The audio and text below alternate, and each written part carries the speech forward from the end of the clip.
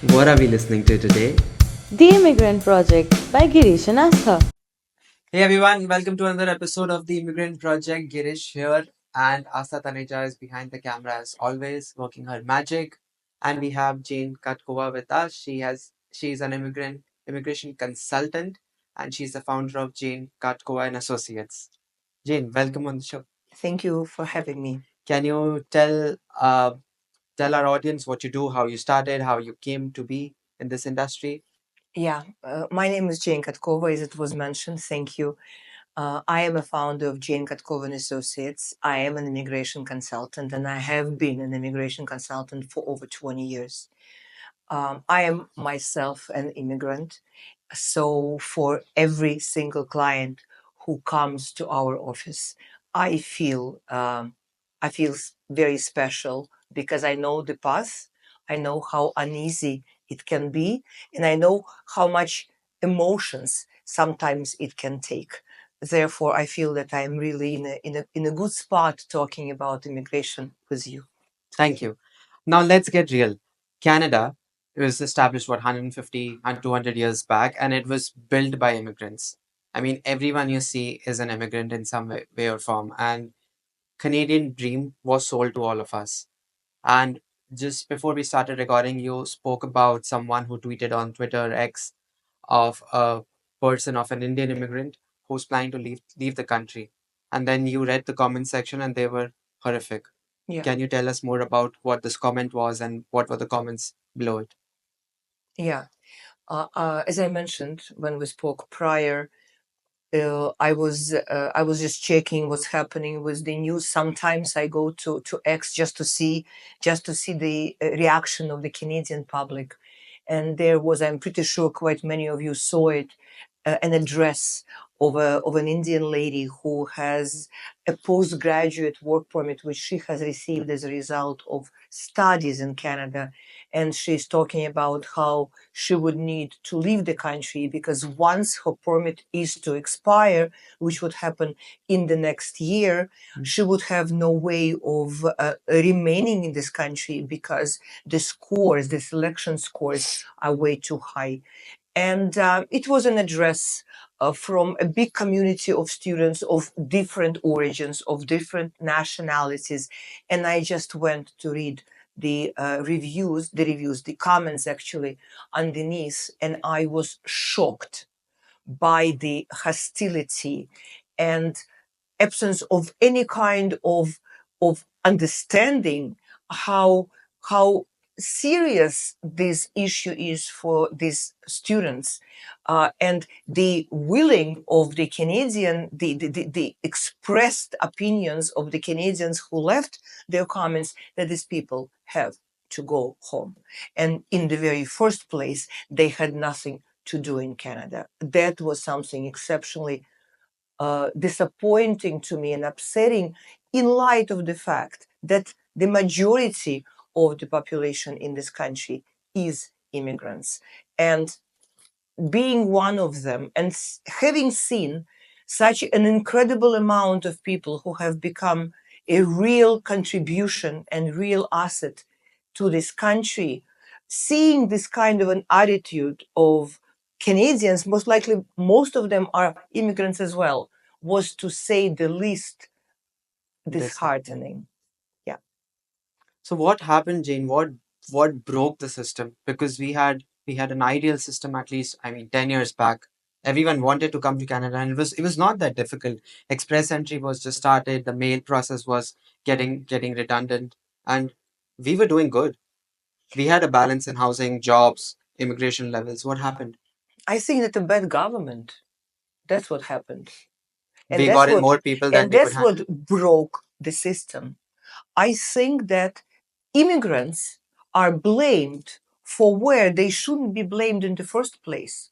I think that maybe in terms of the balance of incoming people, the amount of job places, maybe there's a slight disbalance, but this is not the problem of the people. This is the problem of the government and bad rationale that they have been using. They all of a sudden they started increasing the number of immigrants to scream for help today. Yeah, we got 1 million people at a time in a year. Yeah, so but it wasn't because immigrants increased the number of the intake. It was the government Yeah. that increased the number of the intake.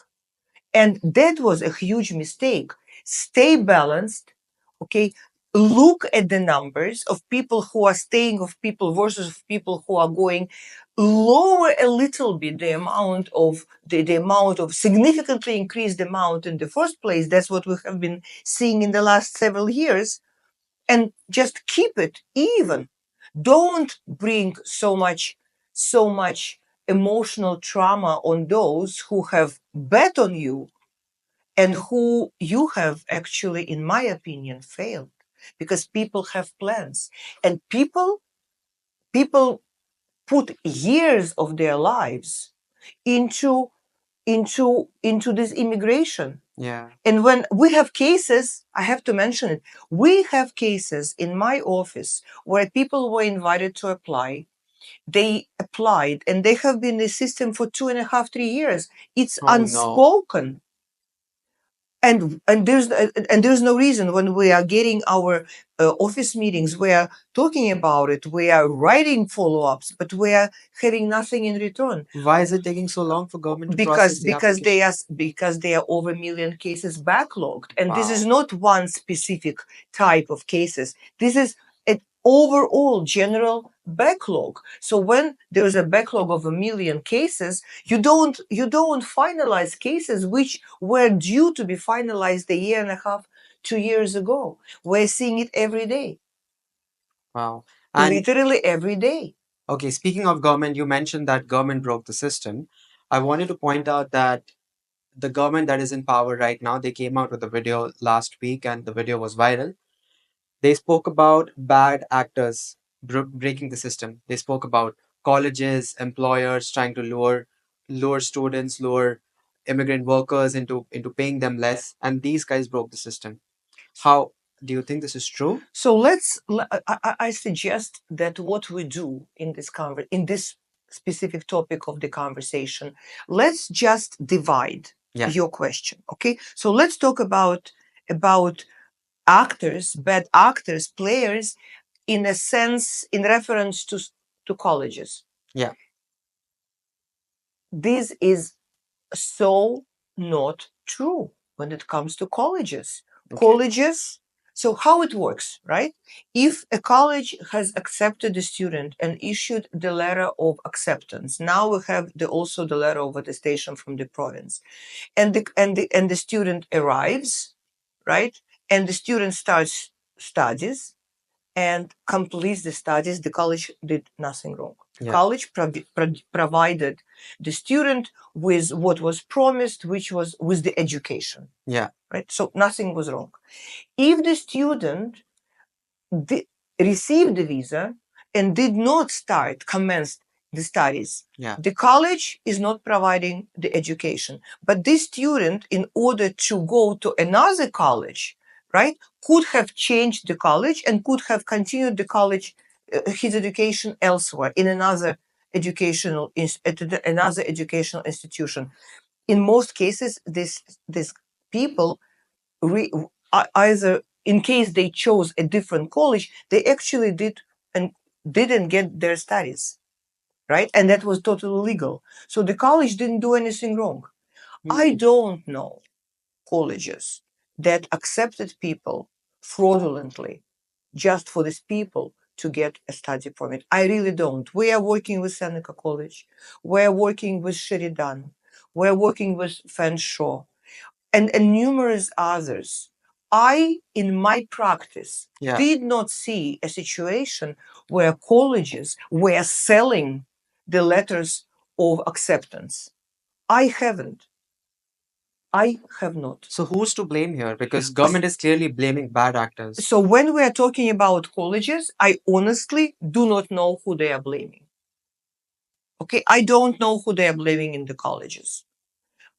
Colleges are now suffering seriously, right? With the serious reduction of the study permits that is already happening, but also which is planned for the years ahead, Yes. colleges are closing their campuses. Seneca closed the campus up north. Sheridan just announced closing a campus, Oh, or no. number of programs. They are terminating the employment of professors because they will be having nobody Less to teach. students. And for sure, a lot of colleges were planning their well-being not only on the Canadian students but also on the foreign students that help them survive and prosper. Now they are suffering, and maybe we should look into the people in Canada who are being fired, who are Canadians Wow. as a result of the cut of the students, of the international students to this country. Now that is for the colleges. Now, bad actors, I know you're also referring to, because you shortly mentioned, to the refugee claimants. I agree that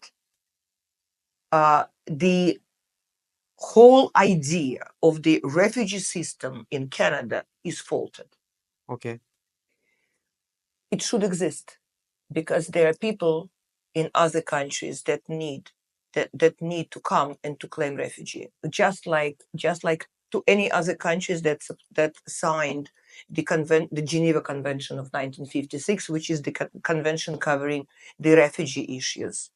And I agree that this issue has to be addressed. But first of all, it has to be addressed by the system. Mm. The system has to make the government system has to make the refugee system more efficient. The initial intake of the refugee, the way it works today, is everybody can make a refugee claim unless these people are criminally responsible in their country, right?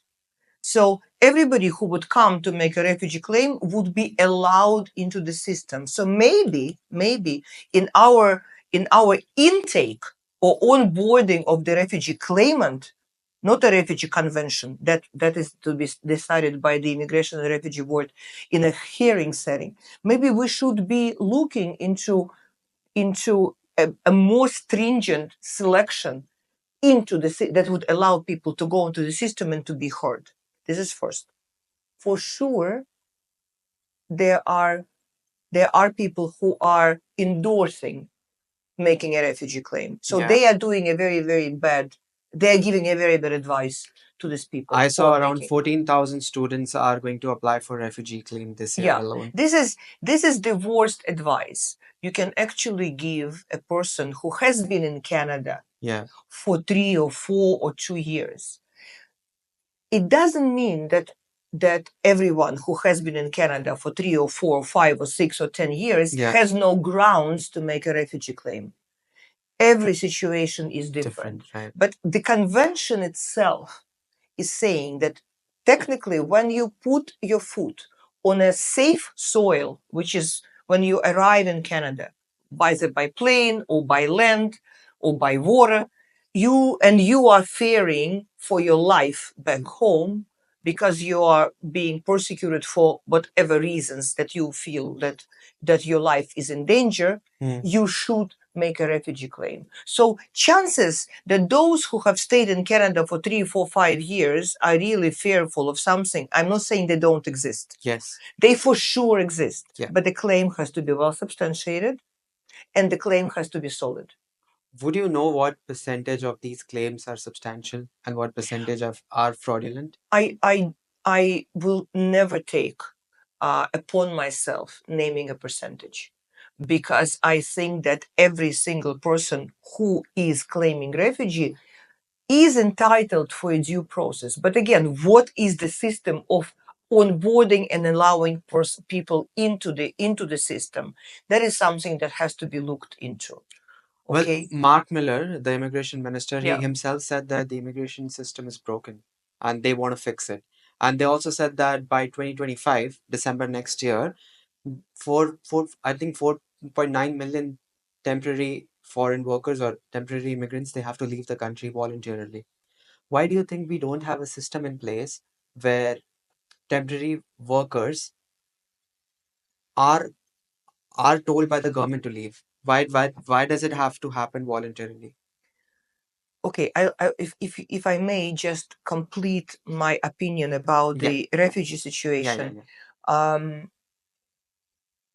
I mentioned that people who are advising those 14,000 or however whatever number Students, you yeah. have just, yeah, uh, I don't think that they're doing they're doing any favor to the students, because chances The consultants, you mean? the con- okay, so I have to make a comment about the consultants. Yeah.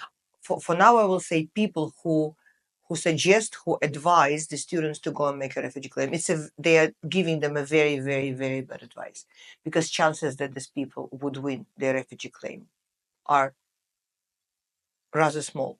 Hmm. I'm not saying that they are non-existent, but they are small, because the Immigration and Refugee Board would be looking into the real danger, the proof of danger, okay, the reason for the persecution, why the person hasn't made the refugee claim in the first place when the person arrived in Canada, and into every single detail that has transpired in the story of this person. And of course, the fact that they have come to Canada 5 years ago, or 4 years ago, or 3 years ago, and have very safely stayed, and many of them went back to their home country for a visit, would be a huge detriment to their claim. Yeah. So the chances that the absolute majority of these claims will be turned down are very, very high. In terms of consultants being bad actors, I am infuriated by this statement. This is such a suggested discrimination against consultants. There are lawyers, and there are many of them. And I have seen clients coming to me after bad advice from lawyers. Okay, so this is a suggested discrimination against consultants. We have as much right to practice immigration as lawyers do. We are no different. We go Okay. through a stringent examination. We pass exams. We do continuing education. Okay. And we practice ethically, at least the majority of us. And there are unethical consultants, and there are unethical lawyers. And there are good consultants, Yeah. and there are good lawyers. And I would not talk about the proportion, Yeah. but I will reiterate, I am infuriated by this suggested discrimination against consultants. And this should stop. So government knows that they are at fault. They just need someone to take the fall for, and that's why they have tagged bad actors to take the fall for. In my This. practice, my clients filed cases against lawyers to the Law Society, and the lawyers were suspended or received serious warning for misrepresentation, for bad advice, for lack of the understanding of law. Okay, in my practice. And I am absolutely confident that I am one tiny drop among many, many others who had similar situations. I am not blaming lawyers. I am not blaming consultants. I am just saying that if you decided to set up a college of immigration consultants, Yeah. and you are regulating this college, and you are regulating the regulators of this college, you cannot make this kind of suggestion. That is true. Yeah. Period. We are as licensed and as ethical as everybody else. Are there unethical consultants? For sure. Are there unethical lawyers? Absolutely. So therefore, be fair when you talk to the public, and when you make public aware of your bad opinions and suggestions. In your opinion and in your professional expertise, what are the kind of cases do you see on a day-to-day basis? We see, actually, I stopped taking refugee claims. Okay. I have stopped doing it several years ago. Uh, it was too emotional for me, despite I won almost 99% of them for my clients. We in my practice are doing a lot of business immigration. We do a lot of intercompany transferee cases. Okay. We do students. We do humanitarian cases. We do visitor cases, super visas, LMIAs. We have solid corporate clientele that has been coming to us year after year after year. Wow. So in our practice, these are the cases that we represent. We also do appeals. Appeals. Yeah. Okay. Well, Jane, we might have to stop here. And we do have a second conversation with you where we have to extensively talk about recent developments in immigration, especially how US is challenging Canada. But that has to wait for episode 2. Of course.